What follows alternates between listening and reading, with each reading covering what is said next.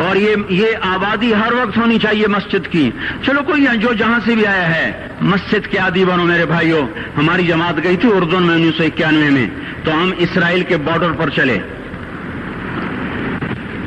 انہوں نے بتایا کہ یہ ہم سے آمد رفت بات چیت ہوتی رہتی ہے, چونکہ کچھ عرب ادھر رہتے ہیں کچھ عرب ادھر رہتے ہیں, رشتہ داریاں ہیں. تو کہا یہ یہودی ہم سے پوچھتے ہیں تمہاری فجر میں نمازی کتنے ہوتے ہیں اور تمہارے جمعے میں نمازی کتنے ہوتے ہیں. ہم نے پوچھا یہ تحقیق کیوں کرتے ہو؟ ان کا ہماری کتابوں میں یہ ہے کہ جب فجر کی نماز کے نمازی اور جمعے کی نماز کے نمازیوں کی تعداد برابر ہو جائے گی تو یہودی دنیا سے مٹ جائیں گے.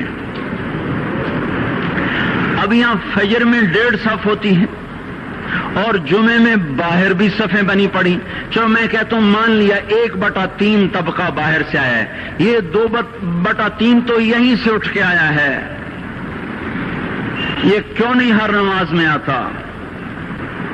میرے بھائیوں اپنے حال پہ رحم کریں, اللہ کے واسطے میری پکار کو سنیں. میں آپ کو کوئی فلسفہ نہیں سمجھا رہا. میرا روزانہ ہر جمعہ جب آتا ہوں میں یہی مضمون بیان کرتا ہوں. میں روزانہ آپ کو نیا بیان سنا سکتا ہوں. 360 دن ہیں, میں اللہ کے فضل سے آپ کو روزانہ نیا 360 دن میں آپ کو 360 نئے بیان سنا سکتا ہوں. یہ میں یہاں بیان کرنے نہیں بیٹھتا, اپنا دکھڑا میں روتا ہوں کہ پوری گلستان کالونی جہنم کی طرف جائے اور میں ان کا پڑوسی ہوں اور میں انہیں جہنم میں جاتا دیکھوں اور میری ہائے نہ نکلے تو میں ڈوب کے مر جاؤں.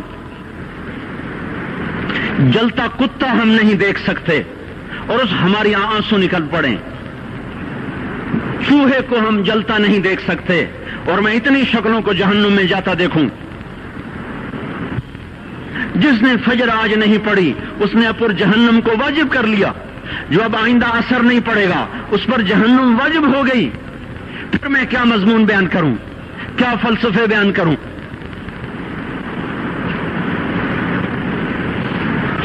اس لیے میرے بھائیوں اپنی ذات پہ رحم کریں, اپنے بچوں پہ رحم کریں, اپنے گھر والوں پہ رحم کریں. مسجد کی دوڑ لگائیں, اپنے مال کو اللہ کے نام پہ خرچ فرمائیں تاکہ یہاں بھی جہان بنے اور وہ بھی جہان بنے. کیا زندگی ہے, چلتے چلتے سانس نکل جاتا ہے پھر یوں مٹ جاتے ہیں جیسے دنیا میں کبھی آئے نہ تھے. پوتے پوچھتے ہیں ابا دادا کی قبر کہاں ہے؟ ابا کہتے ہیں بیٹا یہیں کہیں مل گئی, پتہ نہیں کہاں ہے. آج تو اگلی نسل دادے کی قبر نہیں دیکھ سکتی. ہم اس دنیا کی خاطر اللہ کے باغی ہو جائیں.